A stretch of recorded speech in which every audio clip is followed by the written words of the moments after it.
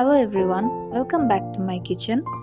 আজকে আমি অনেক ফেমাস একটা ডিশ ট্রাই করতে যাচ্ছি, উইচ ইজ মুরগ মাখান।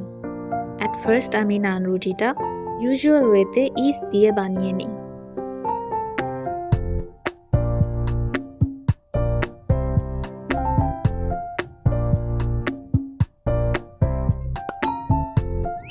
এরপর আমি ম্যারিনেট করা চিকেন ফ্রাই করে নিই।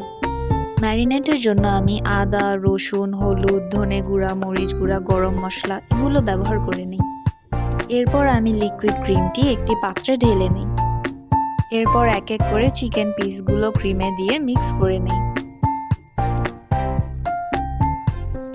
এরপর মেল্টেড বাটারটি উপর দিয়ে অ্যাড করে নিই।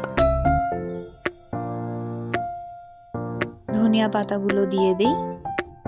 অ্যান্ড আমাদের ডিলিশিয়াস মুরগ মাখান রেডি।